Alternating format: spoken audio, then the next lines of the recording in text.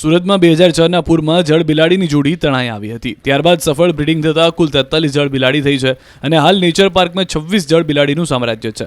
8 વર્ષમાં 17 જળ બિલાડી અન્ય ઝૂને અપાઈ છે અને જેની અવેજીમાં સફેદ વાઘ, સિંહ, રીંછ સહિત 63 પશુ પક્ષીઓ મળ્યા છે, જ્યારે 4 ઝૂ હજુ પણ જળ બિલાડી લેવા માટે વેઇટિંગમાં છે।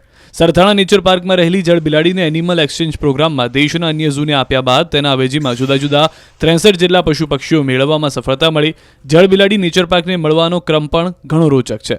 2006ના વર્ષમાં તાપી નદીના આવેલા પૂર વેળાએ અમરોલી વિસ્તારમાં ભરાયેલા પાણીમાંથી જળ બિલાડીની એક જોડી મળી હતી। તે જોડીને સરથાણા નેચર પાર્કમાં રાખવામાં આવી। ત્યારબાદ વન વિભાગ તરફથી એક જોડી નેચર પાર્કને સોંપવામાં આવી। સ્વભાવે શરમાળ અને માનવીય હિલચાલથી દૂર રહેતી જળ બિલાડીનું 2008માં નેચર પાર્કમાં બ્રીડિંગ શરૂ થયું। 2013-14 સુધીમાં તે સંખ્યા વધીને 15 થઈ ગઈ, જ્યારે 2014-15થી નેચર પાર્ક દ્વારા એનિમલ એક્સચેન્જ પ્રોગ્રામ અંતર્ગત જળ બિલાડીની અવેજીમાં દેશના વિવિધ ઝૂમાંથી પશુ પક્ષી લાવવાની શરૂઆત કરાઈ। શરૂઆતના તબક્કામાં પોપટ, ચાહુડી, નીલગાય જેવા પશુ પક્ષી બાદ 2020-21માં રાયપુરથી 2 જળ બિલાડીની અવેજીમાં 2 સિંહ લાવવામાં આવ્યા, જ્યારે 2021-22માં રાજકોટથી 2 જળ બિલાડીની અવેજીમાં 2 સફેદ વાઘ, 2 સિલ્વર તેતર, 2 શિયાળ લાવવામાં આવ્યા। પાછલા 8 વર્ષમાં 17 જળ બિલાડીની અવેજીમાં જુદા જુદા ઝૂમાંથી અધધ 63 પશુ પક્ષી લાવવામાં આવ્યા છે। સુરતમાં 2006ના પૂરમાં જળ બિલાડીની જોડી તણાઈ આવી હતી। ત્યારબાદ સફળ બ્રીડિંગ થતાં કુલ 43 જળ બિલાડી થઈ છે અને હાલ નેચર પાર્કમાં 26 જળ બિલાડીનું સામ્રાજ્ય છે। 8 વર્ષમાં 17 જળ બિલાડી અન્ય ઝૂને અપાઈ છે અને જેની અવેજીમાં સફેદ વાઘ, સિંહ, રીંછ સહિત 63 પશુ પક્ષીઓ મળ્યા છે, જ્યારે 4 ઝૂ હજુ પણ જળ બિલાડી લેવા માટે વેઇટિંગમાં છે। સરથાણા નેચર પાર્કમાં રહેલી જળ બિલાડીને એનિમલ એક્સચેન્જ પ્રોગ્રામમાં દેશના અન્ય ઝૂને આપ્યા બાદ તેના અવેજીમાં જુદા જુદા 63 જેટલા પશુ પક્ષીઓ મેળવવામાં સફળતા મળી। જળ બિલાડી નેચર પાર્કને મળવાનો ક્રમ પણ ઘણો રોચક છે।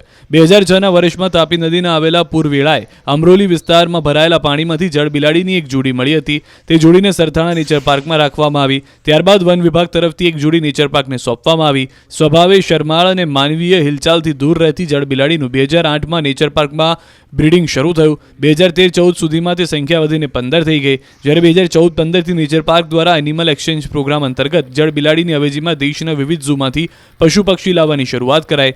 શરૂઆતના તબક્કામાં પોપટ, ચાહુડી, નીલગાય જેવા પશુ પક્ષી બાદ 2020-21માં રાયપુરથી 2 જળ બિલાડીની અવેજીમાં 2 સિંહ લાવવામાં આવ્યા, જ્યારે 2021-22માં રાજકોટથી 2 જળ બિલાડીની અવેજીમાં 2 સફેદ વાઘ, 2 સિલ્વર તેતર, 2 શિયાળ લાવવામાં આવ્યા। પાછલા 8 વર્ષમાં 17 જળ બિલાડીની અવેજીમાં જુદા જુદા ઝૂમાંથી અધધ 63 પશુ પક્ષી લાવવામાં આવ્યા છે।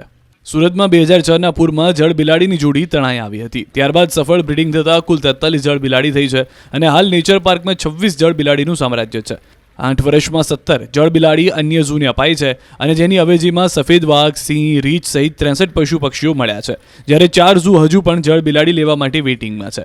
સરથાણા નેચર પાર્કમાં રહેલી જળ બિલાડીને એનિમલ એક્સચેન્જ પ્રોગ્રામમાં દેશના અન્ય ઝૂને આપ્યા બાદ તેના અવેજીમાં જુદા જુદા 63 જેટલા પશુ પક્ષીઓ મેળવવામાં સફળતા મળી।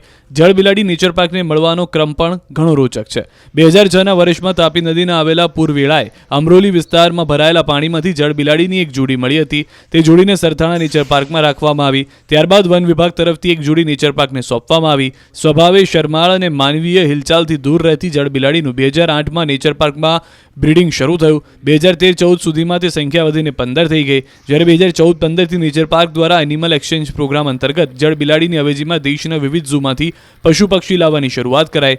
શરૂઆતના તબક્કામાં પોપટ, ચાહુડી, નીલગાય જેવા પશુ પક્ષી બાદ 2020-21માં રાયપુરથી 2 જળ બિલાડીની અવેજીમાં 2 સિંહ લાવવામાં આવ્યા, જ્યારે 2021-22માં રાજકોટથી 2 જળ બિલાડીની અવેજીમાં 2 સફેદ વાઘ, 2 સિલ્વર તેતર, 2 શિયાળ લાવવામાં આવ્યા। પાછલા 8 વર્ષમાં 17 જળ બિલાડીની અવેજીમાં જુદા જુદા ઝૂમાંથી અધધ 63 પશુ પક્ષી લાવવામાં આવ્યા છે।